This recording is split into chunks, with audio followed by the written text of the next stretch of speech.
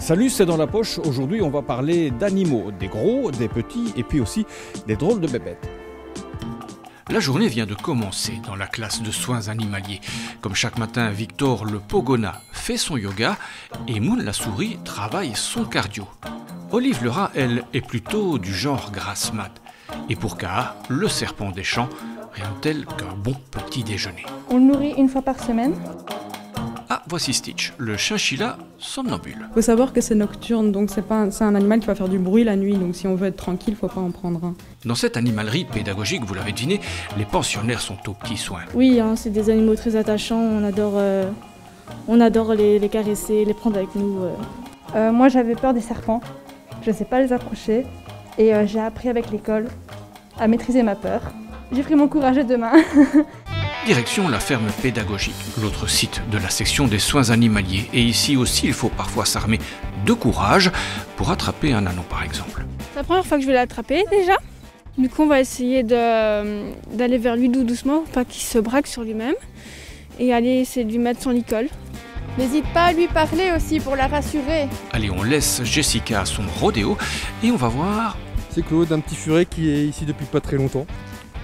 Il vit dans sa petite cage avec les lapins, les chevreaux à côté de lui. C'est des chevreaux qui sont nés il n'y a pas très longtemps, ils n'ont pas encore de nom. Et, ils ont été rejetés de la mer, je crois qu'il y en a un ou deux, la mère est morte. Du coup on a dû les recueillir et on leur donne le biberon plutôt que les laisser avec les autres mères. C'est du bon lait de la ferme? Oui, c'est du lait de chèvre. Ah, ça y est, on a enfin attrapé nos ânes.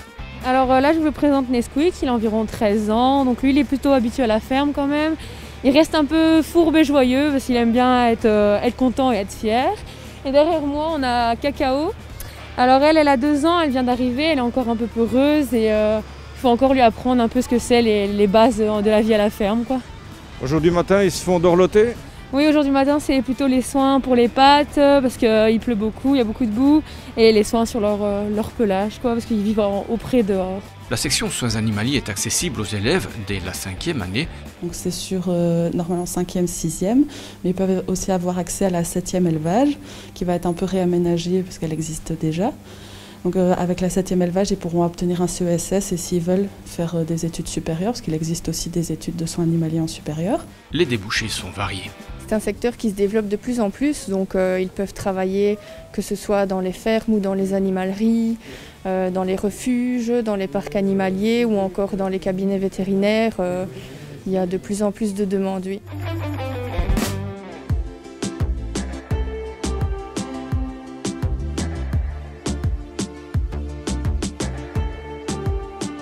Laura, tu sais ce que c'est qu'une zoonose? Non, je ne sais pas, c'est quoi?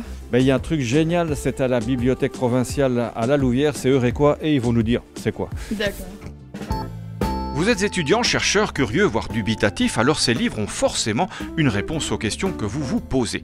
Et comme on n'arrête pas le progrès, ni notre caméraman, vous pouvez même les interroger à distance grâce à Euréquois. Euréquois, c'est quoi?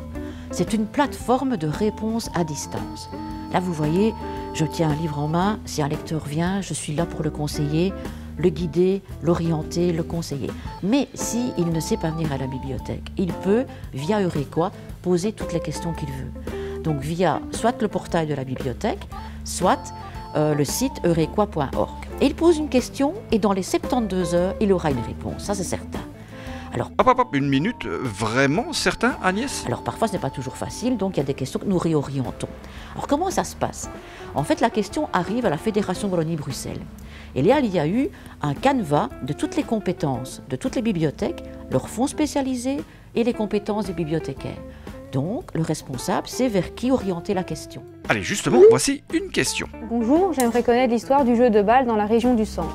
Quelques clics plus tard, on a la réponse, elle se trouve dans cet ouvrage, il ne reste plus qu'à l'emprunter et... Si c'est quelqu'un qui vient d'ailleurs, on peut l'acheminer vers la bibliothèque la plus proche de son domicile. Mission accomplie. Mais ne partez pas tout de suite, on a un autre truc génial à vous montrer. Voici un livre tout récent dans nos collections, Mes fous, de Jean-Pierre Martin, que vous pouvez emprunter ici à la bibliothèque de la Louvière, mais également entendre une interview de son auteur dans l'émission 1 heure à la bibliothèque. Jean-Pierre Martin, nous sommes très heureux de vous recevoir dans 1 heure à la bibliothèque. Vous êtes écrivain, essayiste, enseignant, et c'est vraiment un bonheur de vous retrouver ce soir. Bonsoir, merci à vous. Ce livre, donc, vous l'avez sous format traditionnel, mais vous pouvez aussi l'emprunter sous format numérique grâce au service Lirtuel. Cette fois, c'est à vous de cliquer et hop.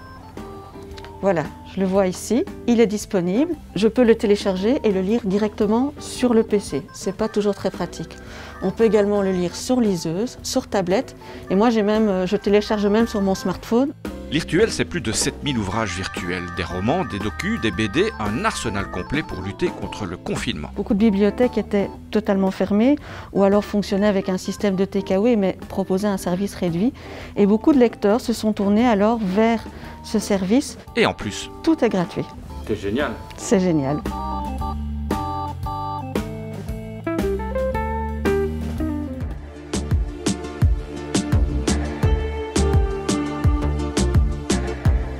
Ici à la ferme pédagogique, il n'y a pas que des animaux, il n'y a pas que des élèves, il y a aussi des robots. On va voir Volt. Regardez bien ce robot, c'est l'agriculteur du futur.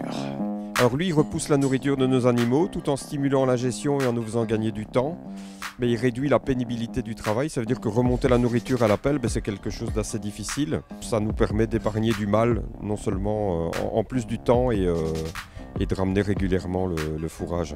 Des robots agriculteurs et des vaches hyper connectées, grâce à ce collier qui mesure en permanence la rumination et le déplacement de son propriétaire.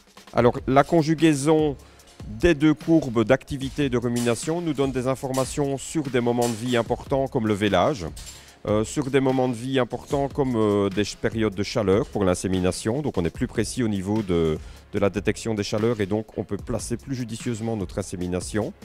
Et sur des problèmes pathologiques, je pense à une fièvre de lait où tout simplement l'animal n'est pas bien. Et là il se déplace très peu, il ne rumine plus et donc là les courbes nous disent que l'animal est en mal-être et donc nous avertit soit par téléphone, soit par mail ou simplement sur le tableau de commande dans mon bureau. Et ce n'est pas tout, à la ferme du Cara, il y a aussi un robot nettoyeur et bientôt... On va investir dans un simulateur qui va nous permettre en sécurité de former les élèves qui sont de moins en moins aguerris à l'utilisation du tracteur parce que leurs origines ne sont plus forcément agricoles. La nouvelle génération, la voici. Alors ce sont des élèves de 5e ouvriers qualifiés en agriculture qui viennent se former à des thématiques générales sur l'agriculture. Pour l'heure, ils apprennent à rentrer les vaches à l'ancienne, mais dès demain... C'est la génération smartphone, donc inévitablement, ils devront être familiers avec les robots. Une révolution pour nos campagnes, mais une libération pour ceux qui y travaillent. Aujourd'hui, si on ne prend que l'astreinte de la traite, qui prenait 2 fois par jour du temps, mais aujourd'hui, un robot de traite permet d'économiser ce temps d'astreinte à ce moment-là et de le répartir sur une journée normale. Et donc, c'est un grand acquis social pour les agriculteurs qui devaient se lever de la table dans des fêtes de famille pour partir traire leurs animaux.